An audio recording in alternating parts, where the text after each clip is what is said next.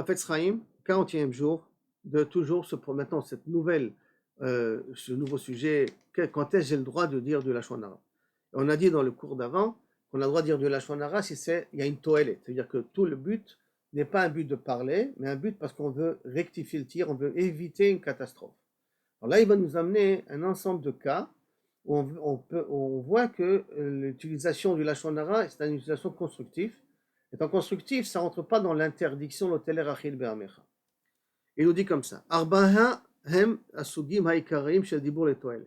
Il y a 4 grands titres de paroles positives, de paroles constructives, qu'on a le droit chez les manos mutar les saper, qu'on a le droit de dire des choses négatives sur une personne.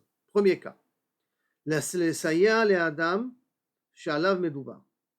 C'est-à-dire qu'il y a une personne qui a un problème, et on veut parler de son problème pour essayer de l'aider. De dire que par exemple, tu sais, cet homme-là, il a un problème avec l'alcool. Il faut qu'on voie qu'est-ce qu'on peut faire pour l'aider.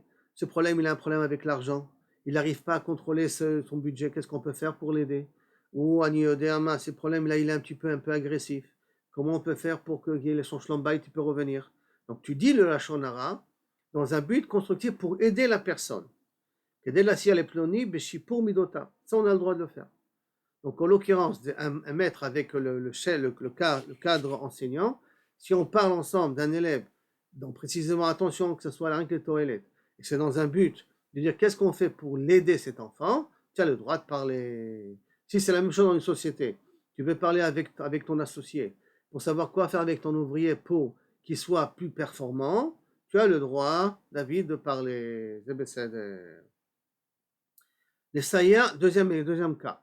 Les saïa, les elu amushpaim le ra'a mitnaguto shel oto adam. C'est que kaviachol, des gens qui ont été atteints par une personne donnée. On veut les aider maintenant à sortir de ce problème-là ou à pouvoir rectifier, réparer le problème qui a été fait par un tel. Alors on aura le droit de parler, mais sur ça il y a 2 petits chapitres. Par exemple, la guiche Ezra, les mishinivgeu mimeno physique, donner une aide à celui qui a été atteint physiquement. Maintenant, pour que je puisse lui donner une aide, il faut que je comprenne comment il a été atteint physiquement. Chad Shalom, c'est un problème de tsniout. Est-ce que c'est un problème uniquement agressif? Qu'est-ce qui s'est passé? Nafshit ou kalkalit? Est-ce qu'il a atteint financièrement? Donc je suis obligé d'avoir des données pour savoir comment venir essayer de l'aider. Donc par conséquent, je suis censé savoir le mal qu'il lui a fait. Donc le Lachon Hara, je l'entendrai. Ou deuxième exemple, on sait que cet homme-là, c'est un homme qui est malhonnête. Et que si j'en parle pas, il y a d'autres gens qui vont tomber dans le piège avec lui, donc à cause de lui. C'est un aktzan, un oketz, comme on a dit ensemble, qui nous a l'habitude d'appeler ça en hébreu. La reine, je viens avertir les autres. Attention, faites attention. Si vous demandez d'un prêt ou quoi, comprenez que vous risquez de ne pas retrouver votre argent. Kolel Azara, Mishemit Adim, les kanes sito beshotfut. Ce qui inclut, bien entendu, si quelqu'un il va devenir shoutaf avec lui, il va s'associer avec lui, il faut qu'on avertit, fais gaffe. Cet associé-là, c'est pas forcément quelqu'un qu'on peut lui faire confiance. C'est plus d'une fois, il a amené les sociétés au déficit et on ne pouvait pas lui réclamer l'argent par la suite. Iski, tochevratit, bil teretsuya, même si une association qui n'est sociale, qui n'est pas forcément financière. Vemenam chojdim badavar, et personne ne s'inquiète, personne ne pense qu'on a affaire à quelqu'un qui n'est pas tout à fait honnête. Troisième élément, la shim ketz machloket. Il y a une personne qui aime un peu la zizanie. Et on sent que la communauté, elle commence un petit peu à être boulbelle. Elle est d'un côté, elle est d'un l'autre. Est-ce qu'on peut parler pour mettre cette personne-là en quarantaine, pour qu'au moins la communauté, elle continue à rester unie? Alors, est-ce qu'on a une possibilité de parler pour dire, faites attention, cet homme-là n'a pas une vraie intention positive. Son intention, c'est plus une intention canirée d'intérêt personnel. Et dans la cause de ça, la communauté, Chad Shalom, Ken, elle est en train de partir en cacahuète. Tu as le droit de parler pour essayer de remettre les choses en place. Troisième élément. Quatrième élément, le saïa l'akhirim l'ilmod mishigiyotav shel oto adam. Et là, c'est fort, très attention parce que c'est très facile d'utiliser la quatrième. C'est que tu vas parler d'un exemple de quelqu'un pour que moi j'apprends à ne pas me comporter comme lui. Donc ça veut dire, fais attention.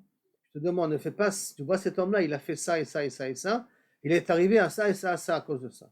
Alors s'il te plaît, toi ne fais pas comme lui, ne commence pas comme lui, parce que tu risques de finir comme lui. Donc malheureusement, tu l'utilises comme un symbole. Maintenant, utiliser comme un symbole, ça peut être un éther que tu peux trouver partout.